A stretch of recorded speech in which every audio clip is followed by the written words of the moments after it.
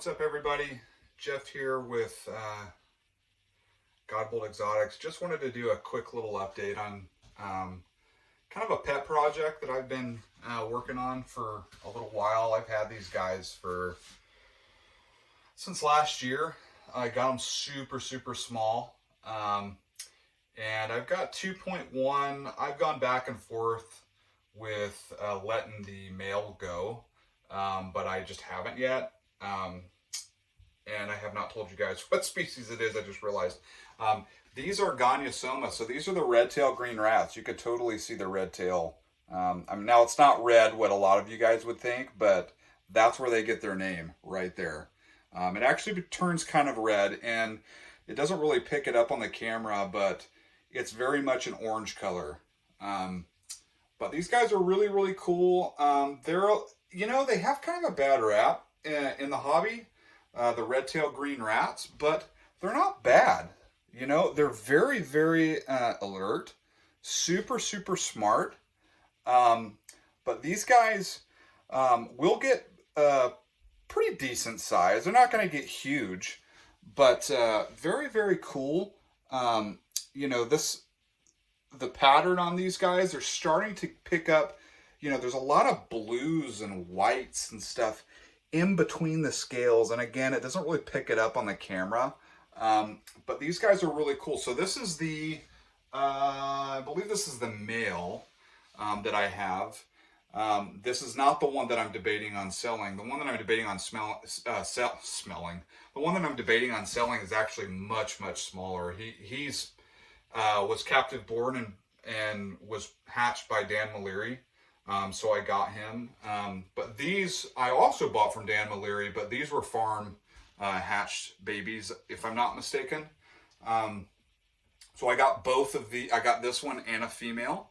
So I'm going to put him back real quick and check out the female for you guys. But they're really cool animals, and they just don't deserve kind of the reputation that they have.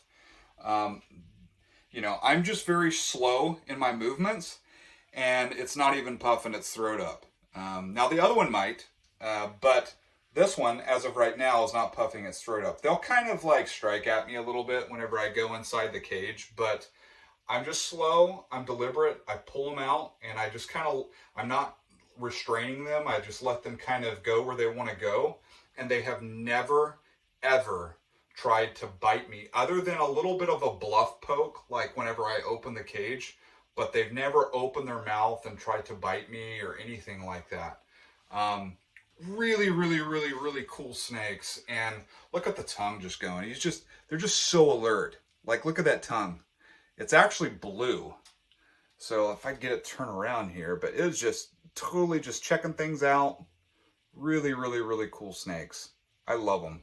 I'm so excited to be working with them. And the thing about it is I kind of would like to have two pairs of them. So that's why I'm like on the fence about getting rid of the male.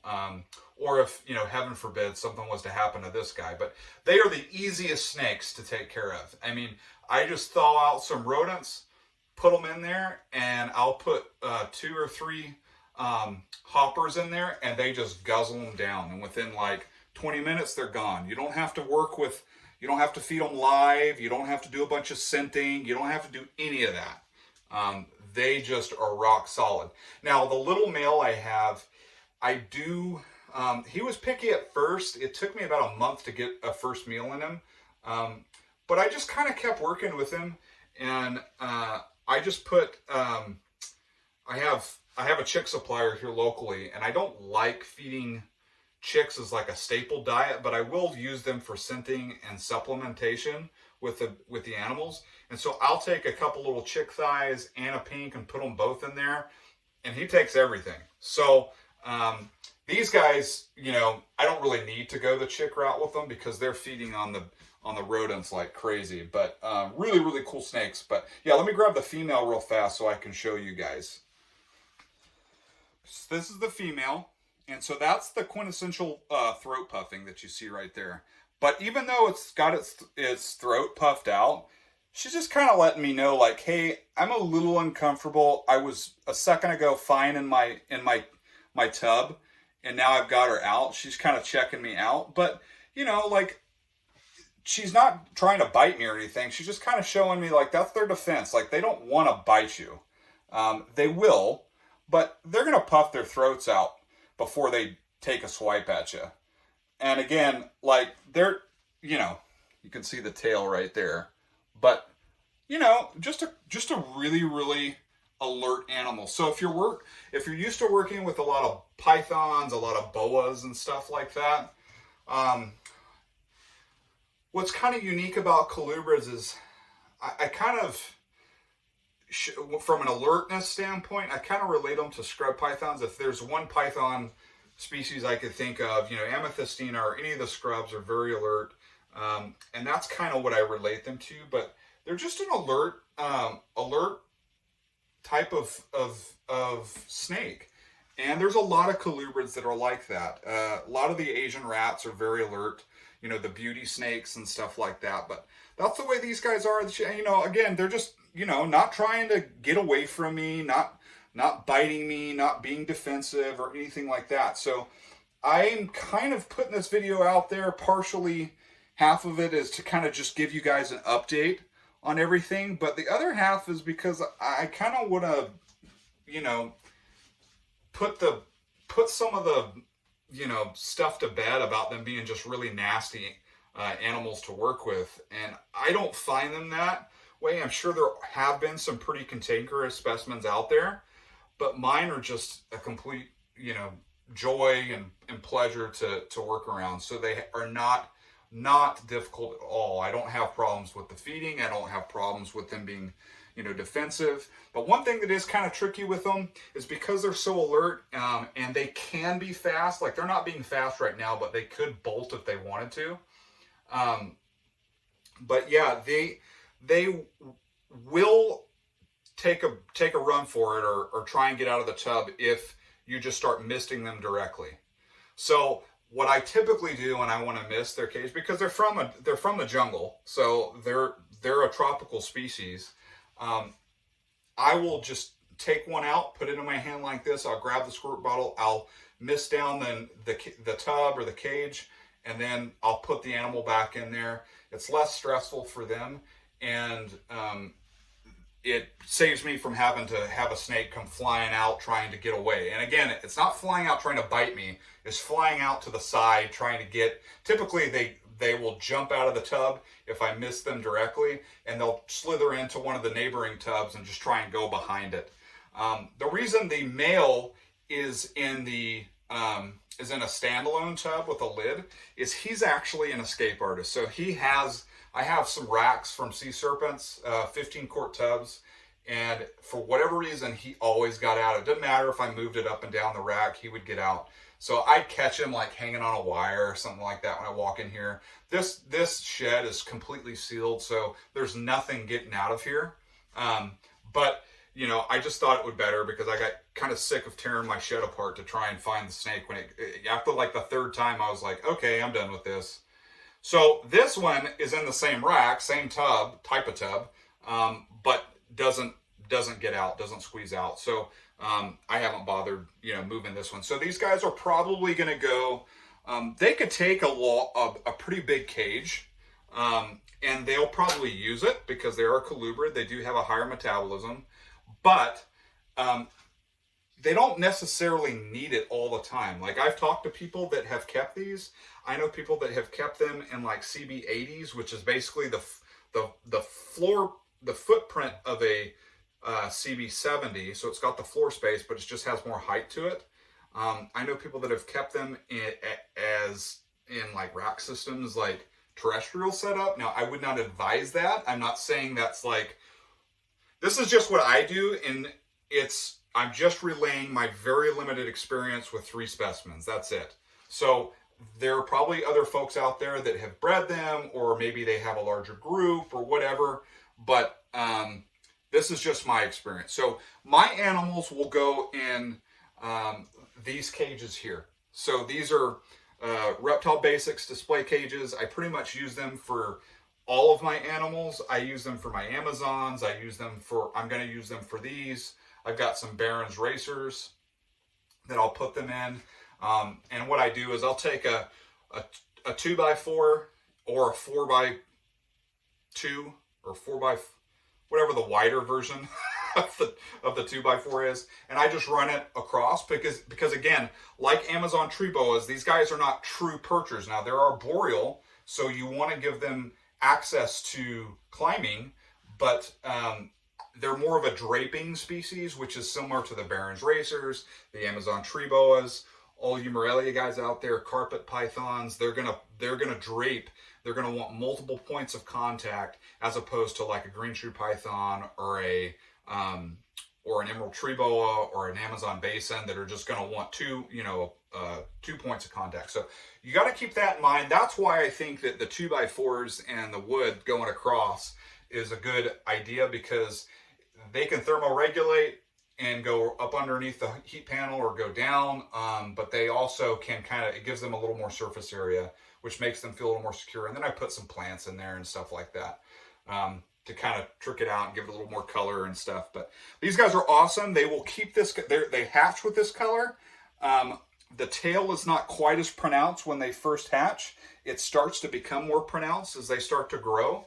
Now again, these guys, I got these guys early last year. So I got them when they were the size of the little male that I've got. But they're growing really well. They would be, I'm not a huge feeder and I work so much. Sometimes my animals will go 2 to 3 weeks without a meal, even some of the colubrids. I don't know what to tell you. I own my own business. I work a ton, and I'm an appraiser, and anyone that's familiar with the housing industry right now, it is just through the roof. So, you know, these would probably be a little bit bigger if I fed them more. That's kind of my point. But aside from that, they're just really, really, really, really cool animals. Very unique. And again, this is the female. You know, she's puffed her throat out a good bit since I've had her out, but she's just checking me out. Again, like you see that tongue going. You know, she's not trying to get away from me or bite or anything like that. So if you guys have an opportunity to get these, I would like to offer a fair bit of warning on just buying them from a dealer, because those animals are not going to get treated the same way that they would be. You know, they're going to come in with parasites and stuff like that. So you got to be kind of careful with that. But if you're a colubrid person and you're used to working with colubrids, I'm not talking about like corn snakes and king snakes and stuff like that. That stuff's all like really easy to work with. I'm talking about the stuff that's more the tropical. They get a little bit bigger. You know, the stuff like the beauty snakes, the Gonyosoma, you know, Barron's racers, the Phrynonax, you know, the Patayas, you know, any of that type of stuff. These are right up your alley, because they are going to be very similar to a lot of that other stuff that you are already working with, but they're going to be bright green, and they're not going to lose it the older they get. So like the girth of the adults is going to get, you know, they'll get a decent size to them, but they're not going to be something that is going to be quite as big as like an indigo, or, you know, even the Patayas get huge. They're not going to get as big, nearly as big as those guys will. So anyway, I hope you guys liked it. It's just a little bit of an update. I'm loving these guys. I'm just raising them up and just having fun with them. I try to make it a point to take them out and handle them like this every time I'm cleaning their tub or I'm misting, because I don't want them to get accustomed to the only time the tub gets open, they're getting fed, because that will trigger a little bit of a feeding response, which could be mistaken whenever my hand goes in there and they could bite. But once you get them out, they're fine. And again, the important thing with these guys is to kind of let them go and let them check things out, let them crawl around. You don't want to keep them constrained in your hand so they can't move. Then you probably would get a defensive posture from probably any species that you're working with. So if you've been on the fence about these guys, hopefully this video may put you a little bit over the edge so you go out there and get a couple. I think they're awesome. I think they're really cool. I think they're underrated. And what turned me on to these is I went to the San Francisco, I don't know what it was. It was like it's like this building that's like science stuff. So they have like a room within the museum that's all like rainforest jungle. It's all humid. So you walk into this and you can go up multiple flights, and they have rainforest habitat with dart frogs everywhere. Anyway, they had one of these set up in a tall vivarium that was probably, I don't know, 24 by 24 by like 30 tall or something like that. And it was an adult. But it was a tricked out cage, completely bioactive. And I took a picture of it and I sent it to Dan Maleri. And I was like, hey man, you probably have seen this stuff at the farms over in Indo. Like, what do you think? And, you know, he basically passed on his experiences. And from what I saw there and the other stuff I found online, I was sold. So I really like them. They're very affordable. They're not super expensive. You could get a pair for probably, I don't know, $500 or $600. There's not a lot of people working with them. So they're kind of they definitely fall into that obscure like niche of species that are just kind of odd, or maybe they're just looked over for some reason. You know, there's not any morphs. So maybe people don't look at them as like a, you know, an income stream. You know, they're not going to make a ton of money off of them. I don't care. It's not my job. And I think that, you know, they do have decent sized clutches. So if you have a couple pairs going, I mean, I'm not going to squabble at, you know, I have this thing with like really expensive species because it really narrows the pool of people that can actually afford to work with them. And a lot of times that limits the amount of husbandry information that's out there because you have less people that are working with them. The sweet spot, it seems to be in that $400 to $1,000 range that, you know, that falls within there. When you get within that range, then it just opens the door up to a lot of people. They can pick one up and then get another one to pair it with the next year or whatever. And more people work with them at that price tier, and you will start to see more husbandry information, more experiences, things that work for people in certain locations that don't work for people in other locations. These are all things that go towards these niche species, you know, us trying to figure them out and stuff. So anyway, I like that they're kind of rare. And that's one of the things that I enjoy about them is that they're not something that I'm going to see at every table on at a reptile show, assuming we have reptile shows, because COVID has kind of ruined everyone's life. But when reptile shows go back, you're not going to see these on every table. So it's just cool, you know. Like I have friends come over and I'll pull a tub out and I'll show them these and they'll be like, "Whoa, I've never seen those in person. I've seen pictures of them," and they'll be like, "Aren't they supposed to be really bitey?" And I'm like, well, I'm holding one. You're not biting. I'll pull out another one. It's not going to bite me either. So anyway, I'm just kind of rambling at this point. But I hope you guys like it. Gonyosoma. I can't pronounce the actual second part to that scientific name, so you guys can leave it in the comments and let me know. But red-tailed green rats, they're badass. I love them. Really, really cool. Underrated and very impressive species of colubrid, and I think they're awesome. So hopefully you guys enjoyed it. I've had a lot going on. I'm just not with this last year. There's been so much negativity in the world. I just have not really been interested in. I just kind of retreated, to be honest. I've been working a lot and doing family stuff and just kind of retreated to doing my own thing with the animals. I have not been putting a lot of content out there. I'm doing it more with Corrales Radio, but the videos I've just kind of, you know, when I have some good footage, I'll put it out there for everybody. But you know, and I've got a lot of stuff that's kind of tucked away in here that I need to be better about, you know, showing off. But I'm also just trying to let stuff grow up a little bit, you know, so at least it has a little bit more size to it before I film it. Anyway, hope you guys enjoyed it. Take care. Be safe. Try to be a positive impact in our society right now. I know that sounds stupid or whatever, but like I get on Facebook and Instagram and there's just so much negativity, man. It's like people just look for a reason to get offended. That's now the norm, which is really sad. It used to be, you know, you would try and look for things to you know, common ground, or you would just being a good person, you know. But like, there's just a lot of stupidity out there, and a lot of people that are you know, latching on to bandwagons and just looking for reasons to get offended. And that's sad, because we shouldn't be living our lives that way. COVID's been tough for everybody. Like, we need to be able to just come together, especially as a community, with all this crap that's going on with USARC.